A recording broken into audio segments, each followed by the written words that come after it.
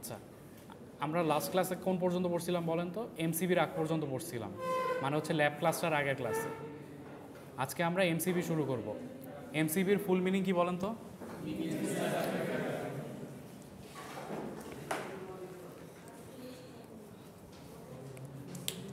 আজকে আমরা এমসিবি থেকে স্টার্ট করব, এরপরে যতদূর টানা যায়। আমাদের মিডের আগে সময় খুব কম, এই জন্য আজকে আমাদের ক্লাসটা বেশ অনেক মানে টুকু কভার করব।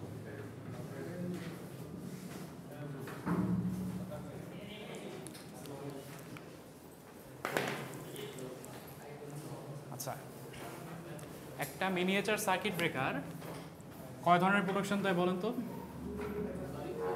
কয় ধরনের প্রোটেকশন দেয় মিনিয়েচার সার্কিট ব্রেকার? কয় ধরনের প্রোটেকশন দেয়?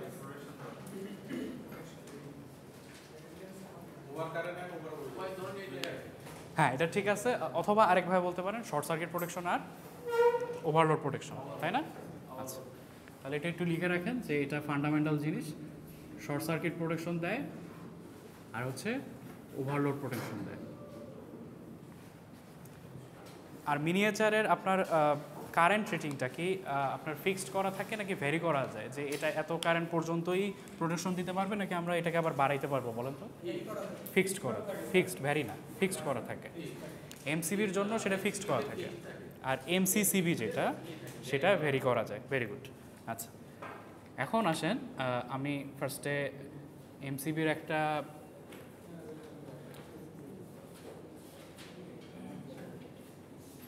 যেমন আমার পেন ড্রাইভে আছে, ওটা একটু লিখে নেন যে বোর্ডে কি হচ্ছে এখানে একটু। ওটার লাইনটাও লিখেন যে এমসিবির হচ্ছে রেটিংটা ফিক্সড, এটা আমরা চেঞ্জ করতে পারবো না। এটা ম্যানুফ্যাকচারিংয়ের সময় যেরকম দেয়া থাকবে রেটিং আমাদের সেটাই রাখতে হবে।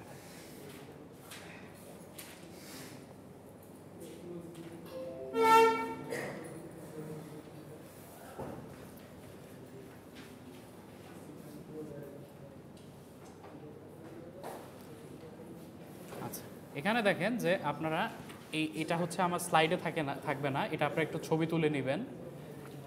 একটা মিনিয়েচার সার্কিট ব্রেকারের ভিতরে আপনারা যদি একবারে সিম্পলভাবে কি হচ্ছে দেখতে চান, তাহলে এই ছবিটা আপনারা একটু তুলে রাখেন। হ্যাঁ, এটা একটু তুলে রাখেন, আমি এটা দিয়ে বুঝাবো, তো এটা একটু তুলে রাখেন আপনারা। একজন তুললেই হবে, এত মোবাইল দরকার নেই, একজন তোলেন সামনে, বাকিরা গ্রুপে শেয়ার করে দেন। আচ্ছা, আপনারা শুনলেন যে দুই ধরনের প্রোটেকশন দেয় একটা এমসিবি, একটা হচ্ছে শর্ট সার্কিট প্রোটেকশন আর একটা হচ্ছে ওভারলোড প্রোটেকশন। আচ্ছা, ওভারলোড প্রোটেকশনের জন্য আমরা যে এলিমেন্টটা ব্যবহার করি সেটা হচ্ছে বাইমেটালিক এলিমেন্ট। নাম শুনছেন সবাই? একটা এমসিবির ভিতরে বাইমেটালিক এলিমেন্ট যে থাকে। আচ্ছা, এই যে দেখেন আমাদের এখানে যে ইকুইপমেন্টটা দেখতে পাচ্ছেন, এটা হচ্ছে বাইমেটালিক এলিমেন্ট। আপনারা এখানে লিখে রাখেন যে ওভারলোড প্রোটেকশনের পাশে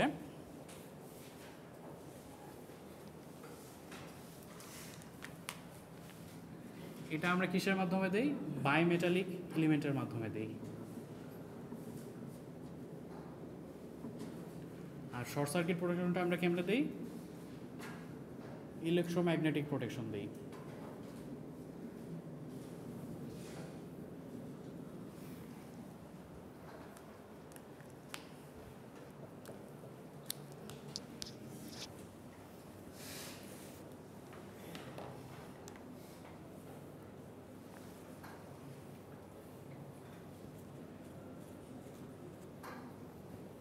আচ্ছা, যদি লেখা হয়ে থাকে এখন একটু টিভির দিকে তাকান, যে আমাদের এই যে দেখেন একটা গাঢ় লাল আর একটা হচ্ছে হালকা রঙের যে প্রোটেকশন এলিমেন্টটা দেখতে পাচ্ছেন, সেটাই হচ্ছে বাইমেটালিক এলিমেন্ট। এটা দিয়ে আমরা ওভারলোড প্রোটেকশন দেব। আর এই যে দেখেন এখানে একটা ইলেকট্রোম্যাগনেটিক একটা মেটেরিয়াল থাকে, যার মধ্য দিয়ে কারেন্ট গেলে সে ম্যাগনেটে পরিণত হয়, এটা হচ্ছে শর্ট সার্কিট প্রোটেকশন দিবে।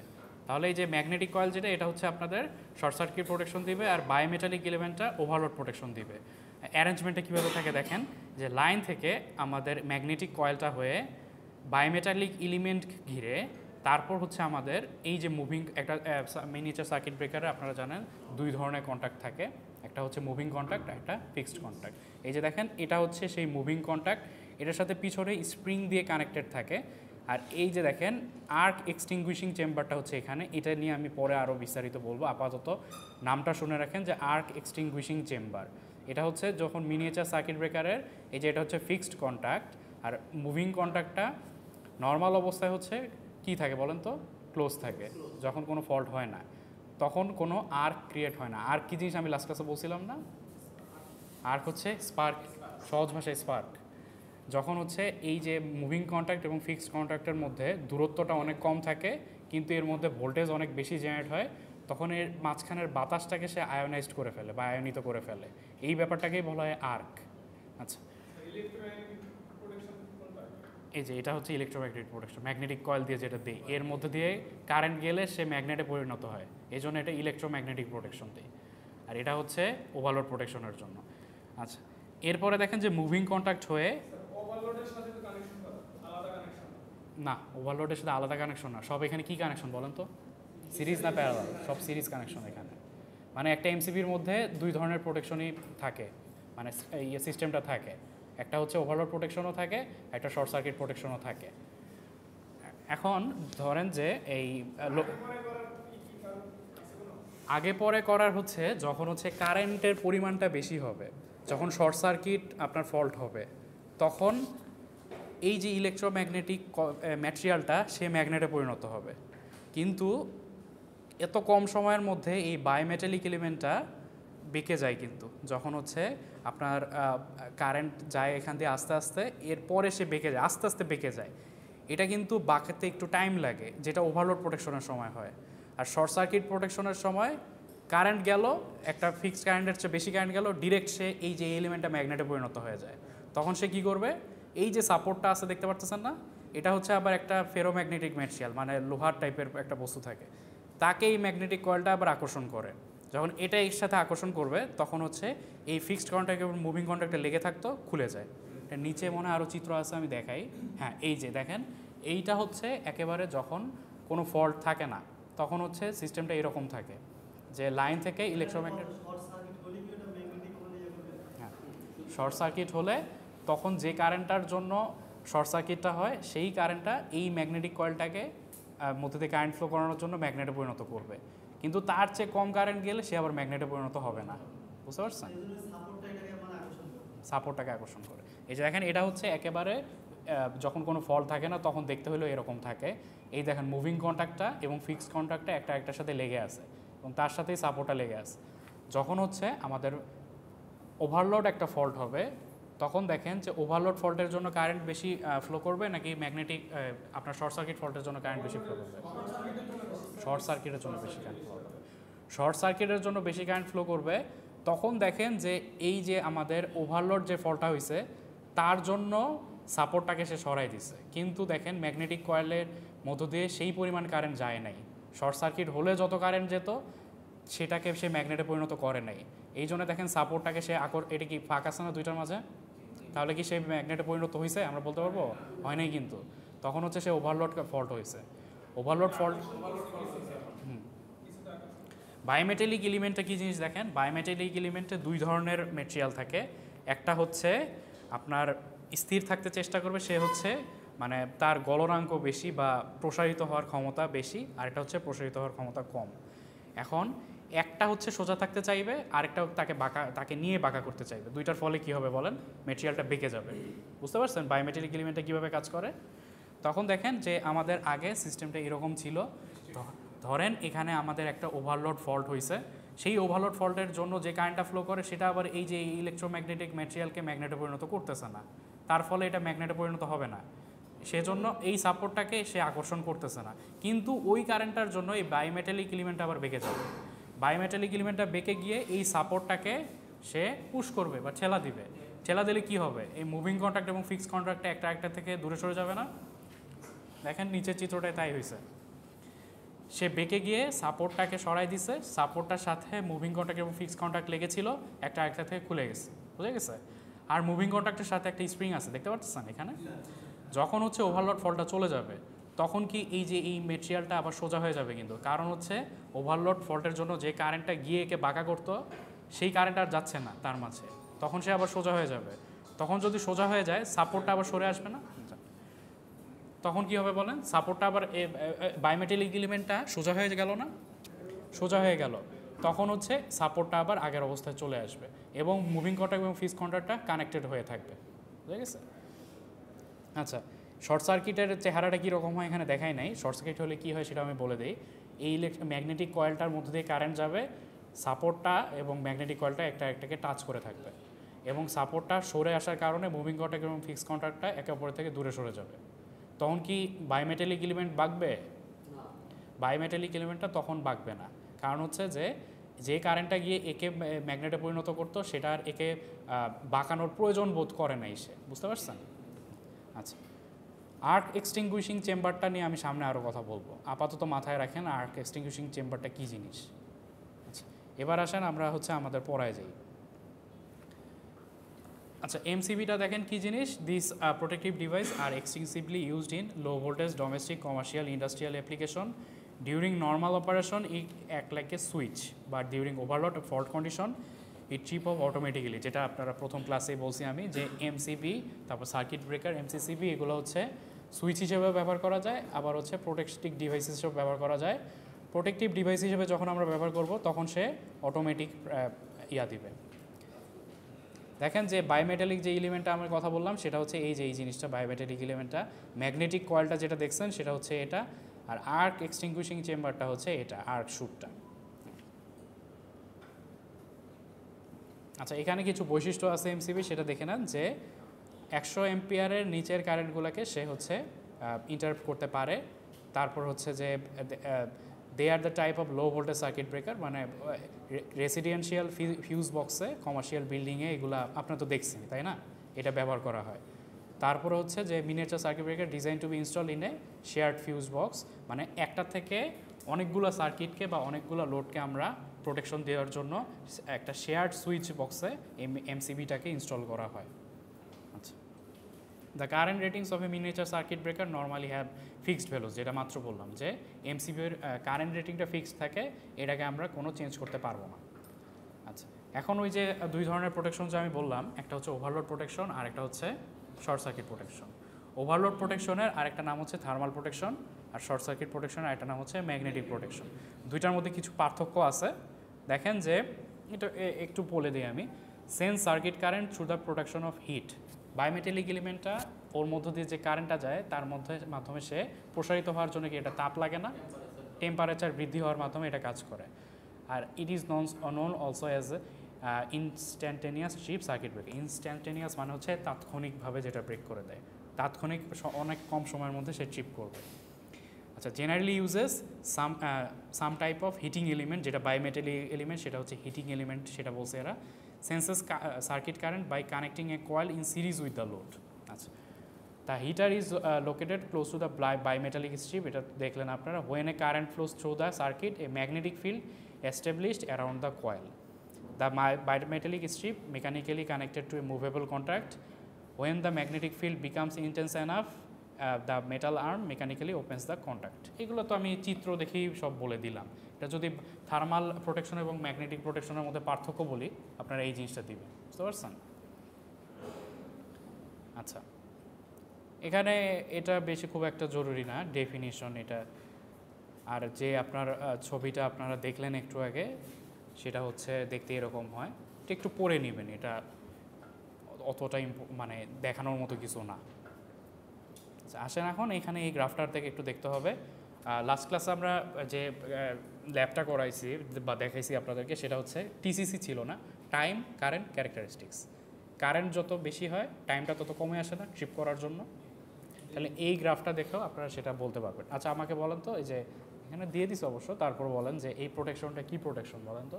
শর্ট সার্কিট প্রোটেকশন নাকি ওভারলোড প্রোটেকশন? ওভারলোড প্রোটেকশন কে বললেন? আচ্ছা, কীভাবে বুঝছেন বলেন তো?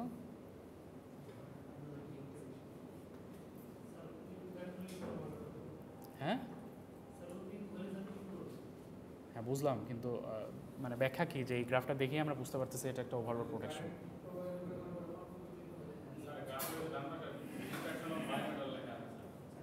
এটা দেখে বুঝছেন না? আচ্ছা আচ্ছা, আচ্ছা ঠিক আছে, ডিস্ট্রাকশন অফ বাই মেটাল এটা দেখে আপনারা বুঝতে পারছেন এটা ওভারলোড প্রোটেকশন। আচ্ছা কিন্তু এটা তো ফাঁকিবাজি পদ্ধতি, তাই না? আচ্ছা ওভারলোড প্রোটেকশনে কী হয়, ওভারলোড প্রোটেকশনটা দ্রুত হয় নাকি শর্ট সার্কিট প্রোটেকশনটা দ্রুত হয়? শর্ট সার্কিটে দ্রুত হয়। ওভারলোড প্রোটেকশনে কিছুটা টাইম লাগে না বাই মেটালটা বেঁকে যেতে এবং সাপোর্টটাকে ইয়া করতে?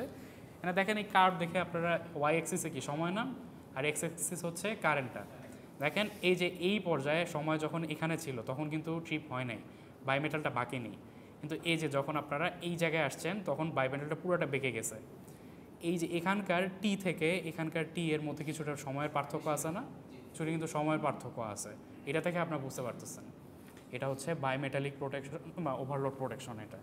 আচ্ছা এখানে তারপরে আপনারা যদি শর্ট সার্কিট প্রোটেকশনের গ্রাফে যান, দেখেন চিত্রটা এরকম হবে শর্ট সার্কিট প্রোটেকশনের। এখানে হচ্ছে এখানে আমাদের সিস্টেমটা হেলদি অবস্থায় ছিল, এরপরে যখন কারেন্টটা আমাদের শর্ট সার্কিট কারেন্ট ফ্লো করা শুরু করছে মুহূর্তের মধ্যে সে আমাদের ট্রিপিং কারেন্টে চলে গেছে। আমাদের হচ্ছে ট্রিপিং কারেন্ট কোনটা বলেন তো? এই যে আইডি গ্রাফে দেওয়া আছে কিন্তু এখানে, এই যে দেখেন বাম পাশে আইডিটা হচ্ছে ট্রিপিং কারেন্ট, এই মুভমেন্টের সার্কিট ব্রেকারটা ট্রিপ করছে। আর আইএনডি নো ট্রিপিং কারেন্ট এটা হচ্ছে এই যে এই মুভমেন্টে ছিল। তাহলে জাস্ট এতটুক সময়ের অল্প একটু সময়ের তফাতে সে নো ট্রিপিং কারেন্ট থেকে ট্রিপিং কারেন্টে চলে গেছে না? বুঝতে পারতেছেন কি বললাম আমি? কিন্তু এখানে দেখেন উপরে যখন আমি ওভারলোড প্রোটেকশনে যাব, এই যে দেখেন এইটা হচ্ছিল ট্রিপিং কারেন্ট বা নন ট্রিপিং কারেন্টটা, যেটা এই দিকে ছিল ট্রিপিং নন ট্রিপিং কারেন্টটা, আর এই যে আইডি এটা হচ্ছে আপনাদের ট্রিপিং কারেন্টটা। তাহলে দেখেন সময়ের একটা তারতম্য করছে না? এখান থেকে এই পর্যন্ত আসতে অনেক সময় সে নিছে, তাই না? বোঝা গেল? আচ্ছা এখন আসেন ওই যে কয়েক টাইপের কার্ভের উপর ডিপেন্ড করে এই এমসিবির কিছু প্রকারভেদ বা টাইপস বলা হয়। এটা ছবিটা একটু এখানে একটু ভুল আছে, কারণ হচ্ছে যে এই যে এই কার্ভটা এটা আর একটু স্লোপ হতো।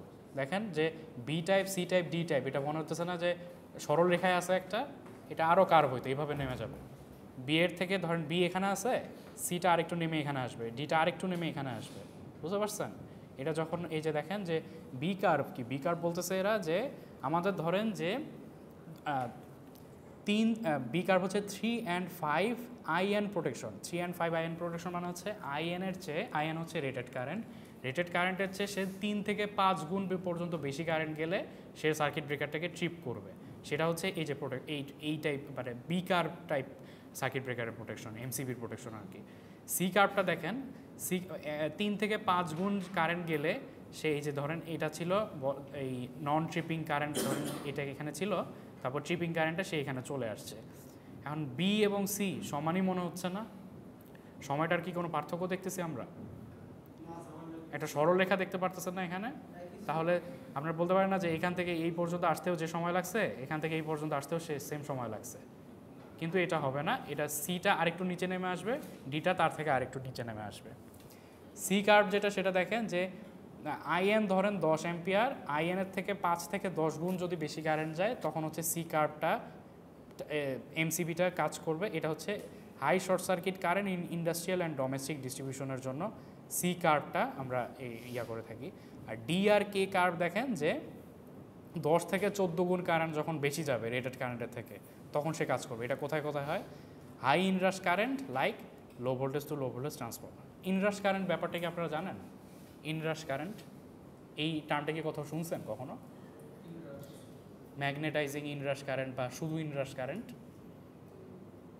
একটা ইন্ডাকশন মোটর যখন আমরা 3 ফেজ লাইন দিই ইন্ডাকশন মোটরে, তখন তার স্টার্টিং কারেন্টটা একটু বেশি হয়ে যায় না? তারপর আস্তে আস্তে স্টেবল আসে না? এই যে বেশি হয়ে যাওয়াটা এটাকেই বলা হয় ইনরাশ কারেন্ট। বুঝা গেছে? এখন মানে সার্কিট ব্রেকারটা আপনি ডিজাইন করলেন, এই ধরেন যে 10 থেকে 14 গুণ কারেন্ট বেড়ে গেল তখন সে ট্রিপ করে দিল, কিন্তু ইনরাশ কারেন্টটা কি একটা ফল্ট কারেন্ট? বলেন তো, এটা তো ফল্ট কারেন্ট না, এটা তো ওভারলোড কারেন্টও না, এটা শর্ট সার্কিটও না। সার্কিট ব্রেকারটা যদি তখন ট্রিপ করে দেয় তখন কি আমরা মোটরে কোনো কারেন্ট পাবো না। এই জন্য ইনরাশ কারেন্টের উপর ডিপেন্ড করে এই যে এই ইকুইপমেন্টগুলা, যে আপনার এই ইন্ডাকশন মোটর বা এই টাইপের মোটর যেগুলা, সেখানে যে সার্কিট ব্রেকারগুলো ব্যবহার করা হয় তারা এই ইনরাশ কারেন্টের উপরে গিয়ে ট্রিপ করবে, না হলে তো আমাদের সমস্যা।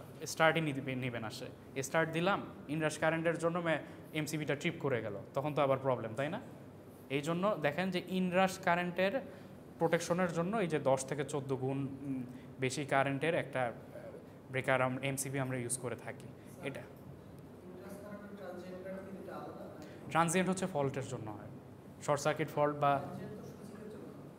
ট্রানজিয়েন্ট সুইচিংয়ের জন্য, কিন্তু ইনরাশ আর ট্রানজিয়েন্ট এক না, স্টার্টিংয়ের জন্য স্টার্টিং। আচ্ছা, তারপর দেখেন জেড কার্ভ হচ্ছে, এটা একটু কম রেটিংয়ের এমসিবির জন্য ইউজ করা হয়, 2.4 থেকে 3.6, মানে হচ্ছে 10 এম্পিয়ার রেটেড কারেন্ট, 24 থেকে 36 এম্পিয়ার যদি হয় কারেন্ট, তখন সে ওই যে ইলেকট্রনিক সার্কিট যেগুলো আছে তার সে প্রোটেকশন দেওয়ার জন্য এই ছোটো টাইপের এমসিবি ব্যবহার করা হয়। আর দেখেন যে 12 গুণ প্রোটেকশন দেওয়ার জন্য হাই ইনরাশ কারেন্ট যে মোটর কয়েলের জন্য, তখন সে এমএ কার্ভটা ব্যবহার করা হয়। তাহলে এখান থেকে আপনারা যদি বিভিন্ন টাইপের সার্কিট ব্রেকার কার্ভ দিয়ে ব্যাখ্যা করতে বলা হয়, তাহলে বলতে পারবেন না এটা বি, সি, তারপর ডি, কতগুণ কারেন্ট বেড়ে যায় সেটা জানলেই তো আপনার এই কার্ভটা ব্যাখ্যা করতে পারবেন, তাই না? অথবা যদি আমি কার্ভই দিয়ে দিই, এটার ব্যাখ্যাটা চাই, বলতে পারবেন আপনারা? হ্যাঁ হ্যাঁ, কেটা ছোট, যে কেটা ডি এরও আগে, বি এরও আগে আসবে না? কেটা ছোট না নাকি? কে নাই তো, জেড, জেড, হ্যাঁ, ডি আর কে কার্ভ না, ডি আর কেটা এখানে দেয়া নাই, ডি এবং কে সেম জিনিস, এই জন্য ডি দিয়ে জাস্ট বলছে। এখানে জেডটা দেয়া নাই, জেডটা হচ্ছে বি এরও আগে ট্রিপ করবে, এটা জাস্ট দেয়া নাই, এই জন্য এখানে। আচ্ছা, এখন একটা জিনিস আমাকে বলেন যে এই ট্রিপিং মেকানিজমে এখানে কি লাগবে এটা? আচ্ছা, তা লাগুক না লাগুক তার আগেই বলে দিই, আমাদের ডিসি এবং এসি দুইটা সার্কিটের মধ্যে মানে ফল্টের জন্য কোন সার্কিটটা বেশি ডেঞ্জারাস হয়ে যাবে বলেন তো? ডিসি, হ্যাঁ, উত্তর সঠিক হয়েছে। কেন বলতে পারবেন? কেউ বলতে পারবেন? ভোল্টেজ মনে করেন যে এসিতেও তো আছে আপনার 230 ভোল্ট নিয়ে আমরা কাজ করতেছি সিঙ্গেল ফেজে, ধরেন যে ডিসি আমরা 230 ভোল্ট কোনোভাবে দিয়ে আমরা সেম একটা সার্কিটে আমরা এসি দিছি, সেম একটা সার্কিটে আমরা ডিসি দিছি, তাহলে দুইটা সার্কিটেই শর্ট সার্কিট ফল্ট হয়েছে, কোনটা বেশি আপনার সেভিয়ার বা ডেঞ্জারাস হবে? Very good, very good, very good, হ্যাঁ, ভেরি গুড। ডিসিটা একটা কনস্ট্যান্ট ভ্যালু অলওয়েজ পাওয়া যায়, এটা একটা এসি সোর্স, তাই না?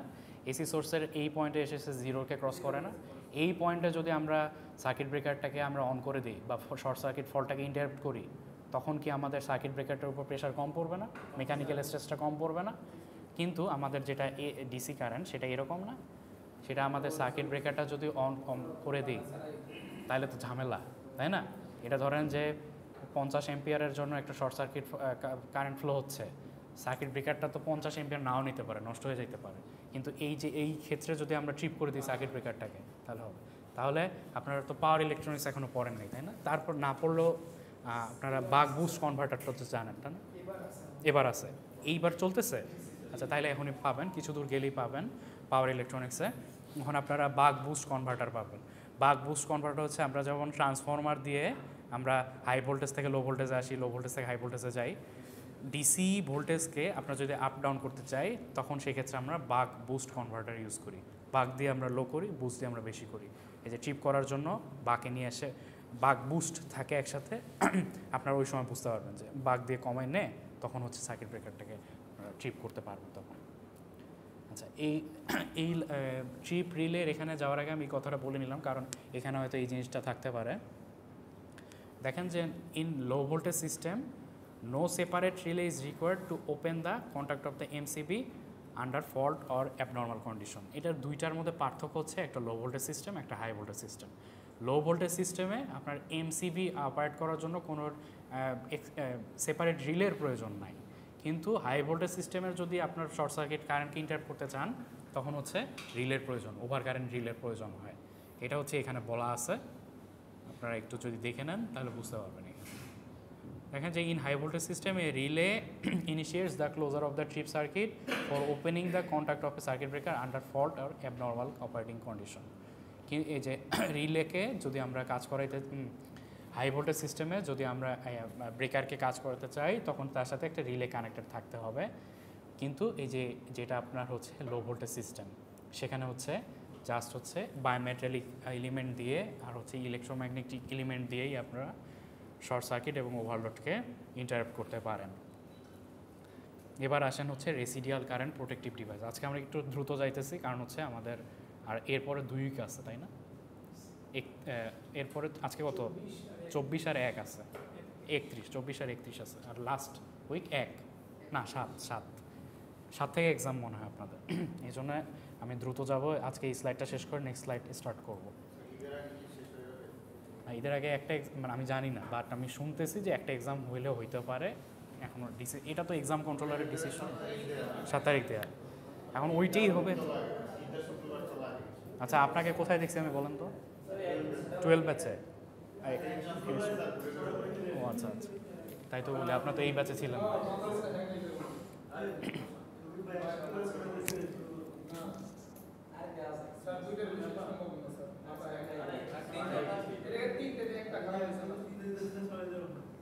আচ্ছা একটু পড়াশোনায় মনোযোগ দেন, আজকে শেষ করে ফেলি সব কিছু পড়াশোনা।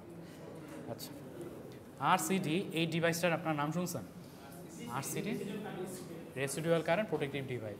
এমসিবি দিয়ে আপনার 2 ধরনের প্রোটেকশন দিতে পারেন, ওভারলোড এবং শর্ট সার্কিট প্রোটেকশন। কিন্তু যেটা লিকেজ কারেন্টের প্রোটেকশনটা, যেটা আমরা শক করে যেটা বলি, শক, ওটা হচ্ছে তো আপনার আরসিডির সাথে এমসিবিও কানেক্টেড থাকে। হ্যাঁ, এটাকে দুইটাকে একসাথে বলে আরসিবিও। এটা হচ্ছে আপনার ওভারলোড প্রোটেকশনও দিবে, লিকেজ কারেন্টের প্রোটেকশনও দিবে, আবার শর্ট সার্কিট প্রোটেকশনও দিবে। এখন আরসিডির কাজটা আলাদাভাবে এখন দেখাবো আমি, বুঝতে পারছেন? মানে এমসিবিটা আমরা দেখালাম মাত্র যে ওভারলোড প্রোটেকশন দিবে এবং শর্ট সার্কিট প্রোটেকশন দিবে। আরসিডি যেটা রেসিডুয়াল কারেন্ট প্রোটেক্টিভ ডিভাইস, সেটা হচ্ছে কী ধরনের প্রোটেকশন দিবে? লিকেজ কারেন্ট থেকে আমাদের প্রোটেকশন দেওয়ার জন্য এটা ব্যবহার করা হয়। লিকেজ কারেন্টটা আমরা যে শক করে যেটা বলি বাংলা ভাষায়, সেটার জন্য এর প্রোটেকশন দিবে, এটা আরসিডি। আমরা এই যে ইংলিশ কথাবার্তার পড়ব পরে, ডিরেক্ট ফার্স্টে কি ঠান্ডা লাগতেছে নাকি গরম লাগতেছে? বন্ধ করে দিলে থাকা যাবে এই রুমে?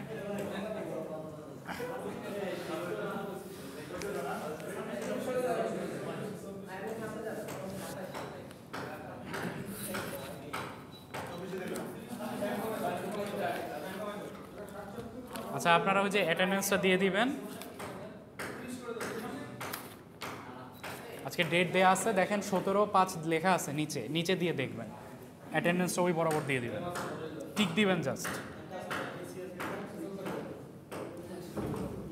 যে এই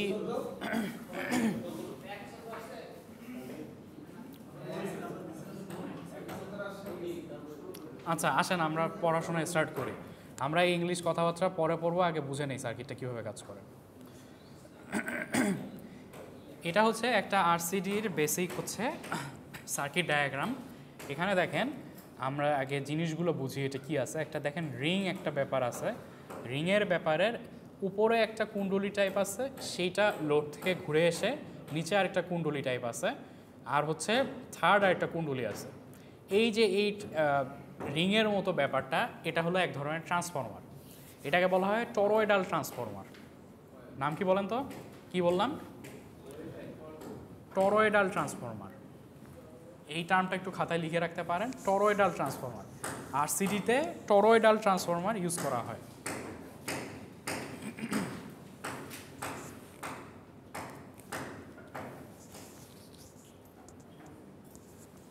টরয়েডাল ট্রান্সফরমার কথাটা লিখলেই হবে, জাস্ট মাথায় রাখার জন্য যে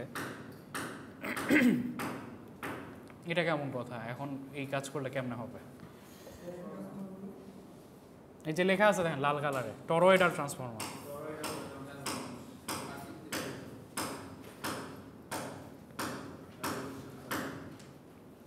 আচ্ছা এখন আসেন, এই রিংটা হচ্ছে আমাদের সেই টরয়েডাল ট্রান্সফরমার।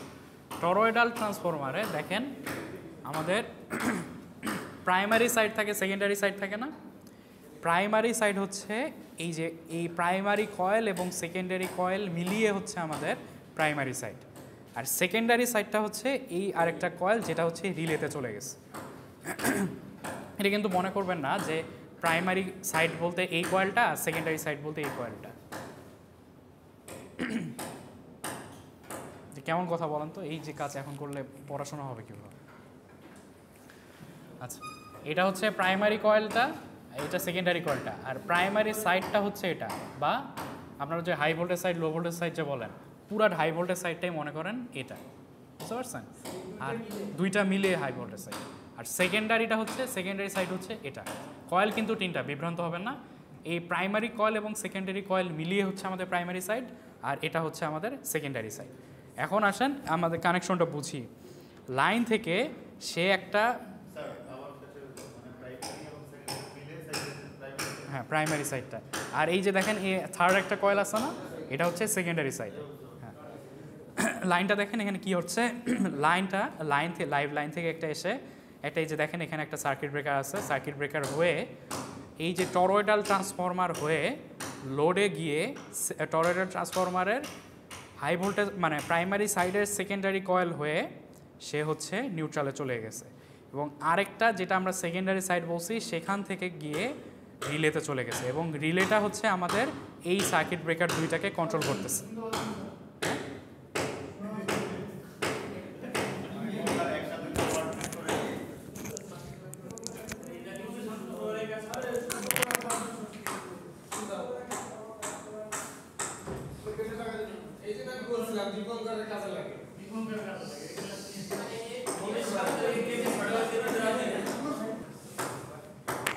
নিচে ওই আরেকটা অফিস আছে, সেটার কাজ, এটা আমরা বলতে পারতেছি না।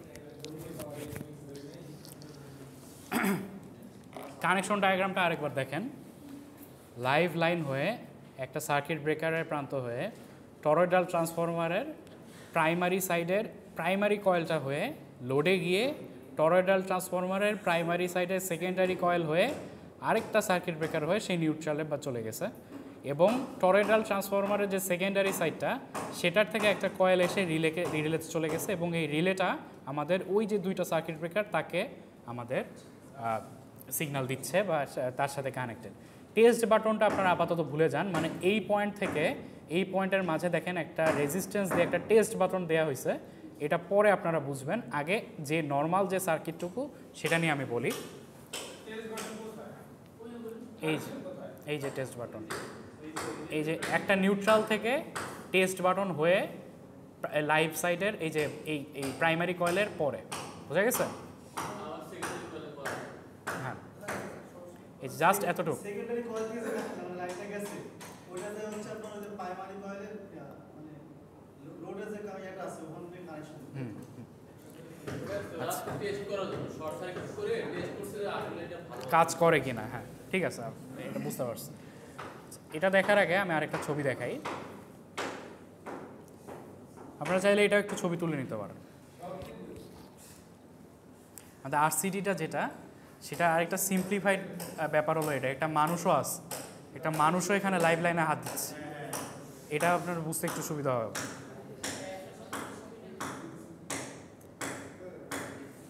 আচ্ছা ধরেন এখন আমাদের কোনো টরয়েডাল ট্রান্সফরমার নাই, এখন আমরা এই একটা মানুষ গিয়ে এই লোডের এখানে টাচ করলো বা লাইফ লাইনের এখানে টাচ করলো, তখন কি শক খাবে সে?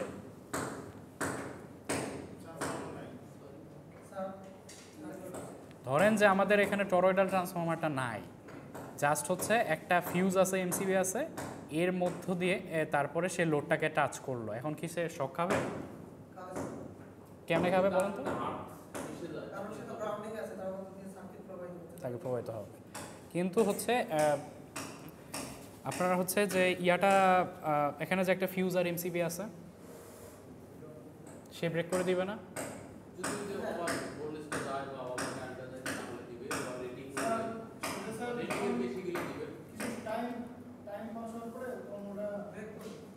ব্রেক করে দিবে, তাই না? তাহলে তো আমরা শক খাইতে পারি না, তাই না? তাই না, কিছু সময়ের জন্য হইলেও পারি। তো তার আগে আপনারা বলেন যে আপনারা হচ্ছে যে যখন এসি সার্কিট পড়ছেন তখন আপনারা পড়ছেন ক্লিপার ক্ল্যাম্পার ইলেকট্রনিক্স 1-এ ক্লিপার ক্ল্যাম্পার সার্কিট পড়ছেন? ক্লিপার ক্ল্যাম্পার সার্কিট, ওই যে ডায়োডের positive half cycle negative half cycle, মনে আছে? এখন দেখেন যে এই যে আমাদের সিঙ্গেল ফেজ ফ্লোটা পজিটিভ হাফ সাইকেলে এটা 220 আছে, এটা 0 আছে। নেগেটিভ হাফ সাইকেলে কি হবে? পোলারিটি চেঞ্জ হয়ে যাবে না? এটা 220 হবে, এটা 0 হয়ে যাবে না? আমাদের তো ফিউজ লাগিয়ে রাখছি আমরা লাইভ লাইনের সাথে। যখন আমাদের এটা 220 হয়ে যাবে, কারেন্টটা এদিক দিয়ে ফ্লো এসে গ্রাউন্ড এদিকে চলে যাবে না? তখন ফিউজের কোনো কাজ আছে? তখন কি মানে আমরা বলতে পারি না সে অবশ্যই শক খাবে? বাকিরা বুঝলেন কি বললাম? তখন তো ফিউজ তো নিউট্রালে, তখন তো আর লাইভ লাইনের সাথে ফিউজ নেই। এই যে এই সমস্যাটা, এইটার থেকে আমাদের প্রোটেকশন দেওয়ার জন্যই আমরা আরসিডিটা ব্যবহার করি। এখন দেখেন যে আরসিডিটা কিভাবে কাজ করে। আপনি এখানে টাচ করলেন, শক খেলেন। আমাদের আরসিডিটা একটা হচ্ছে টরয়েডাল ট্রান্সফরমার আমরা ব্যবহার করতেছি।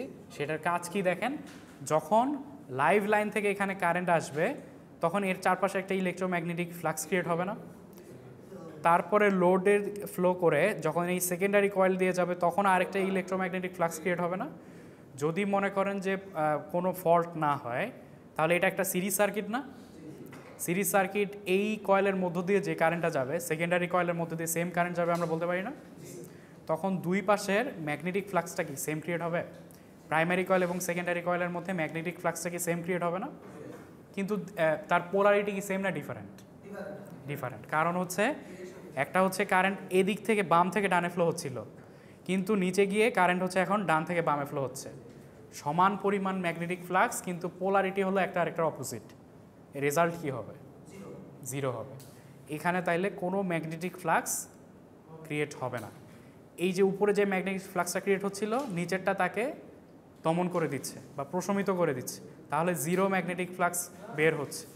এই 0 ম্যাগনেটিক ফ্লাক্স বের হওয়ার জন্য আমাদের এই রিলেটা কাজ করতো না। যখন আমরা আরেকবার এই ছবিটায় যাই, আমরা এখানে একটা হাত দিয়ে টাচ করছি এবং সেখানে ফল্ট ছিল আগের থেকে। এখানে ধরেন আমরা টাচ করছি, আমরা একটু ছবি এঁকে দেখাই। এখন আমরা এই যে এখানে আমরা মানুষ আছি, আমরা এখান থেকে টাচ করছি, তখন দেখেন কারেন্টটা এসে এখানে একটা রাস্তা পাবে, গ্রাউন্ডে আরেকটা রাস্তা পাবে না? তখন কি সিরিজ সার্কিট এটা আছে এখন? আর কারেন্ট এসে এখানে একটা রাস্তা পেলো, এখানে একটা রাস্তা পেলো, আবার লোডের মধ্যে দিয়ে আরেকটা রাস্তা আছে, তাই না? মানে এখানে মেইন কারেন্টটা এতটুকু পর্যন্ত এসেছে, দুইটা রাস্তা পেলো, একটা হচ্ছে আমাদের হাত আর একটা হচ্ছে লোড। দুইটা রাস্তা পেয়ে গেল না? তখন কি আর সিরিজ আছে সার্কিটটা? তখন সিরিজ নাই সার্কিটটা। তখন কি এই সেকেন্ডারি কয়েলের মধ্যে দিয়ে সেম কারেন্ট যাবে? ডিফারেন্ট কারেন্ট যাবে।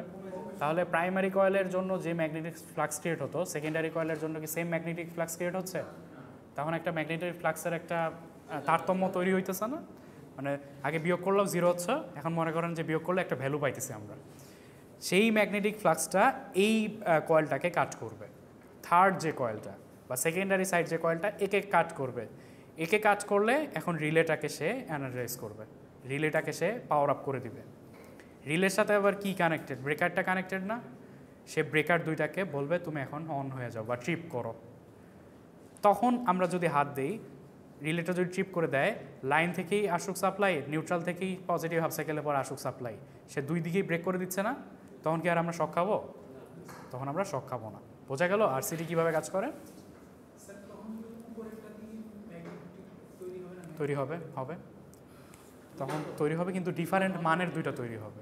নিচেরটা আর সেম মানের তৈরি হচ্ছে না, কারণ দুইটা ডিফারেন্ট মানের তৈরি হওয়ার কারণে থার্ড ম্যাগনেটিক কয়েলটা যেটা আছে সেখানে আবার সেই ম্যাগনেটিক ফ্লাক্সটা গিয়ে কাট করবে।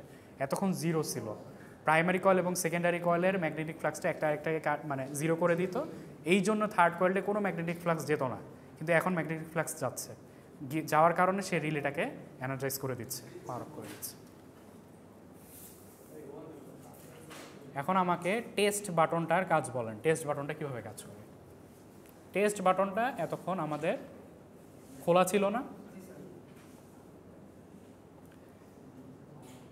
এখন ধরেন টেস্ট বাটনটা আমরা অফ করে দিলাম বা টেস্ট বাটনটা এখানে চলে আসলো।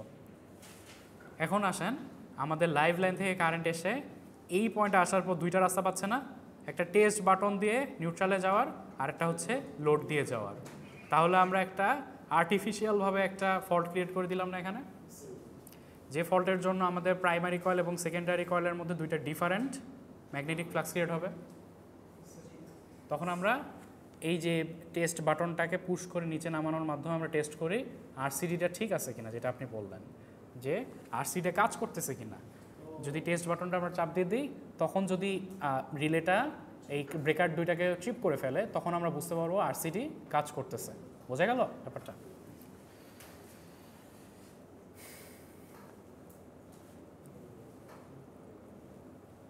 আচ্ছা, এই দেখেন, এই আপনারা যদি ছবি টবি দেখে বুঝতে চান, সেম জিনিস এখানে একটা দেয়া আছে।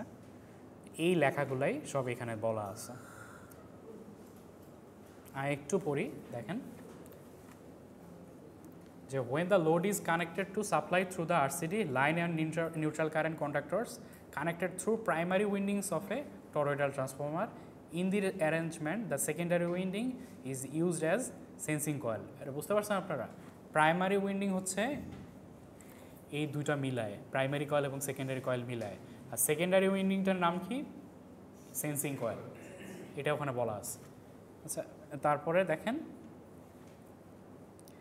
and is electricity connected to sensitive relay or solid state switching device, the operation which triggers the tripping mechanism. When the line and neutral currents are balanced in a healthy circuit, they produce equal and opposite magnetic flux. উপরেও যে magnetic flux create করবে, নিচে তার সমান কিন্তু বিপরীতমুখী আরেকটা magnetic flux create করবে। এজন্য রেজাল্টেন্ট কোনো ম্যাগনেটিক ফ্লাক্স ক্রিয়েট হবে না, তখন কাজ করবে না। এই নিচের এই সবুজ লাইনে বলছে যখন হচ্ছে যে ওই আপনারা কোনো লোডের শর্ট সার্কিট হচ্ছে বা লোডে টাচ করতেছেন বা নিউট্রালে লাইভ লাইনে টাচ করতেছেন, তখন হচ্ছে যে কাজ করবে। এই ব্যাপারগুলো এখানে বলা আছে। এটা আর আমি রিডিং করে সময় নষ্ট করতেছি না। আপনার এই সার্কিটটা ক্লিয়ার তো? সার্কিটটা ক্লিয়ার, এটা বললে আপনারা বুঝতে পারবেন কী হচ্ছে। টেস্ট সার্কিটটার কাজ কী সেটাও কোশ্চেন আসতে পারে, তখন আপনারা এটা পড়ে ওই ব্যাখ্যাটা কী হচ্ছে সেটা লিখে দিবেন। আর এই দেখেন যে আমাদের ওই যে ওভারলোড প্রোটেকশন, যেটা আপনি কোশ্চেন করছিলেন, যে ওই লিকেজ কারেন্টের, এটা হলো লিকেজ কারেন্টের জন্য যে ফলটা হয় সেটা, তার সাথে যদি আমরা একটা এমসিবি জুড়ে দেই, তখন হচ্ছে সে ওভারলোড প্রোটেকশনও দিতে পারবে, শর্ট সার্কিট প্রোটেকশনও কোনো কোনো ক্ষেত্রে দিতে পারবে, এবং লিকেজ প্রোটেকশন তো দিচ্ছেই। তখন তার নাম হচ্ছে আরসিবিও। হ্যাঁ, এটা হচ্ছে কম্বিনেশন অফ এমসিবি এবং আরসিডি একটা ইউনিটের মাঝে, এটা হচ্ছে একটা আরসিবিও। এবার আসেন ওই যে এমসিসিবি। এমসিবি এবং এমসিসিবির মধ্যে প্রধান পার্থক্য হচ্ছে, বসে বলেন সমস্যা, বসে বলেন সমস্যা নেই।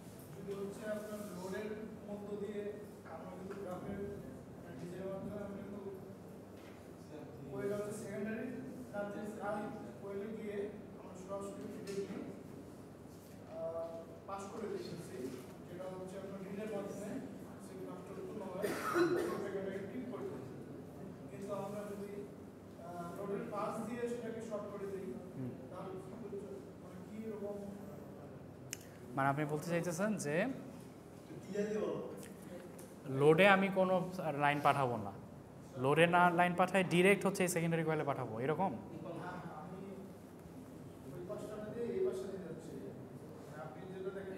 এই যে রিলেটা আপনি এই দিকে না দিয়ে এদিকে দিবেন। আচ্ছা, এইটা হচ্ছে আপনার তাহলে রিলেটা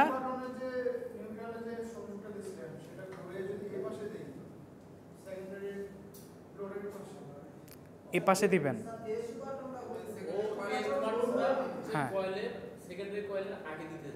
সেকেন্ডারি কয়েলের আগে, মানে এখানে দিতে যাচ্ছে, এখানে দিতে যাচ্ছে, এখানে দিলেও কাজ করবে।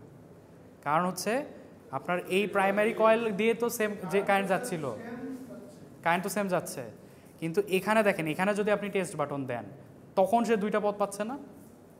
বুঝতে পারতেছেন? মানে আপনি বলতেছেন এই টেস্ট বাটনটা এখানে না দিয়ে আপনি এখানে দিতে চাইতেছেন, তাই না? হ্যাঁ, আপনি এখানে দেওয়াও যে কথা, আপনার এখানে দেওয়াও সেই কথা। কারণ হচ্ছে আপনি তো টেস্ট বাটনটার কাজই হচ্ছে দুইটা পথ ক্রিয়েট করে দেওয়া। সেকেন্ডারি যে কয়েলের মধ্যে দিয়ে কারেন্টটা যেত, তার জন্য দুইটা পথ ক্রিয়েট করে দেয়া। আপনি যদি এখানেও দেন, তখনও টেস্ট বাটনের মধ্য দিয়ে একটা কারেন্ট যাবে, আর আরেকটা বাকিটুক কারেন্ট সেকেন্ডারি কয়েলের মধ্যে দিয়ে যাবে।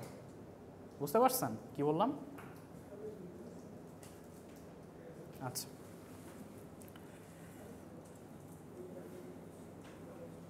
এমসিসিবি জাস্ট আপনারা এতটুকু মাথায় রাখবেন যে কারেন্ট রেটিংটা আমরা এর ভ্যারিয়েবল কারেন্ট রেটিংয়ের জন্য আমরা ইউজ করতে পারি। দেখেন যে 63 অ্যাম্পিয়ার থেকে 1000 অ্যাম্পিয়ার পর্যন্ত সে শর্ট সার্কিট কারেন্ট বা ওভারলোড কারেন্ট গেলে সে ট্রিপ করতে পারবে। দুইটা ডিফারেন্স হচ্ছে, মেইন ডিফারেন্স হচ্ছে একটা কারেন্ট রেটিংটা ফিক্সড সার্কিট এমসিবির জন্য, আর এমসিসিবির জন্য ডিফারেন্ট কারেন্ট রেটিং। এটা হচ্ছে মেইন ডিফারেন্স।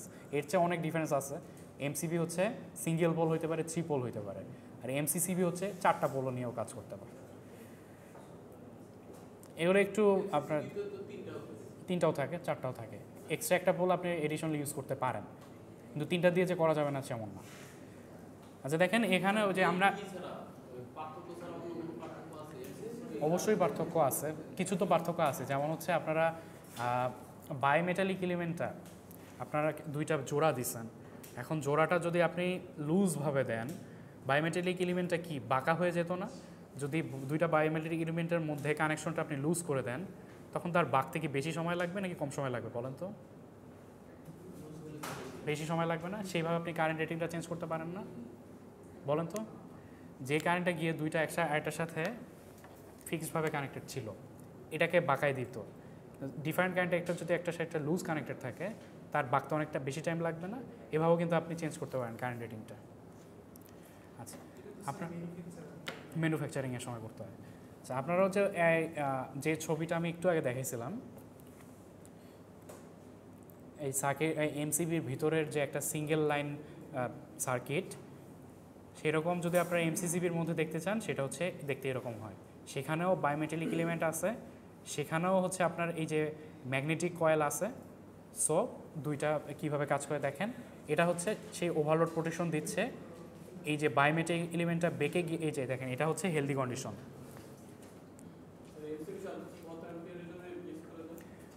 এই স্লাইডে দেওয়া আছে 63 থেকে 1000 অ্যাম্পিয়ার, এর থেকেও বাড়ানো সম্ভব। এমসিবি হচ্ছে 100 অ্যাম্পিয়ার পর্যন্ত আমরা একটা আইডিয়াল ধরে রাখি, 100 থেকে 120 অ্যাম্পিয়ার এরকম আইডিয়াল ধরে রাখি। আচ্ছা ঠিক আছে, এখন দেখেন যে এটা হচ্ছে আমার হেলদি কন্ডিশন। দেখেন লাইন থেকে আমাদের এই বায়োমেটালিক এলিমেন্ট হয়ে আমাদের লোডে চলে গেছে। এখন এটা হচ্ছে সেই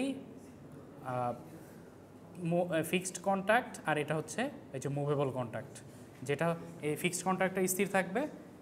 যখন বায়োমেটালিক এলিমেন্টটা বেঁকে যাবে, তখন সে এসে এই যে এই একে টাচ করে সরাই দিবে। তখন কি ঘটবে দেখেন, এটা আগে লেগেছিল, এটা তখন খুলে গেল না, তখন এটা ফিক্সড কন্ট্যাক্টটা থেকে মুভিং কন্ট্যাক্টটা খুলে গেল। এটা এভাবে কাজ করে। আর শর্ট সার্কিটের জন্য দেখেন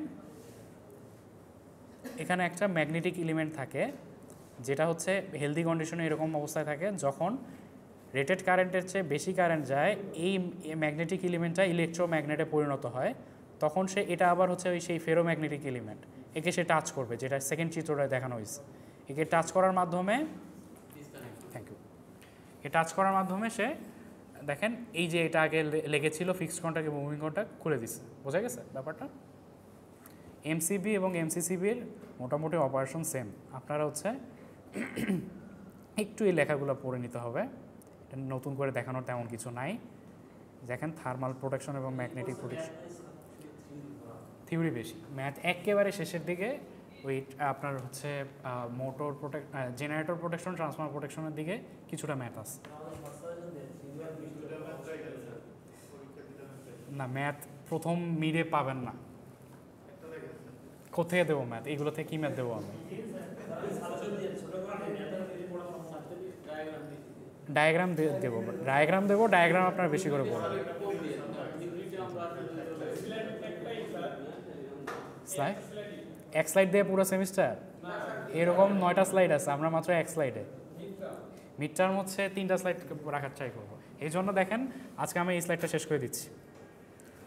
এই স্লাইডে আর এই যে এমসিবির পরে তেমন আর কিছু দেখার দরকার নাই। এই যে এইটা খুবই ইম্পর্টেন্ট একটা জিনিস, এটা হচ্ছে আমি সার্কিট ব্রেকারে যাওয়ার আগে এটা আরেকবার একটু দেখাই দিই। 2টা ক্লাস পাবেন এর মধ্যে। নেক্সট স্লাইডটা আমি শুরু করি আজকে। দেখেন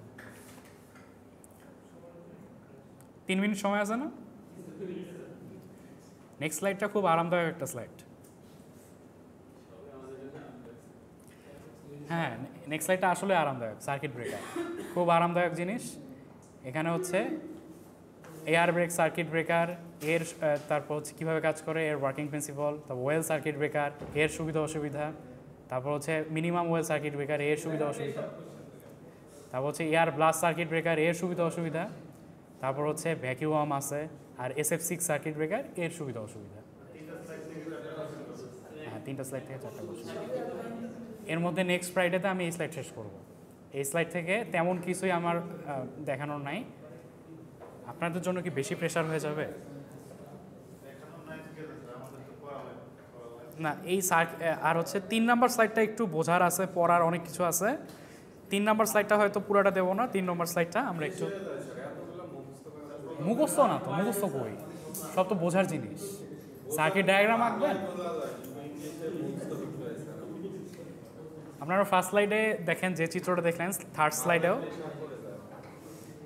আচ্ছা, থার্ড স্লাইডটা আপনাদের জন্য একটু কষ্ট হয়ে যাবে। থার্ড স্লাইডটাতে আমি এখানে ওই যে ট্রানজিয়েন্ট, সাব ট্রানজিয়েন্টের ব্যাপার সেবার আছে।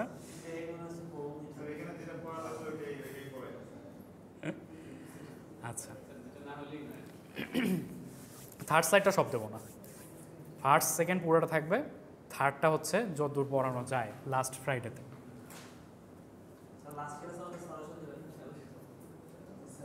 আচ্ছা, আজকের ক্লাসটা এতটুকু হবে, ভিডিওটা ক্লোজ করেন তাহলে।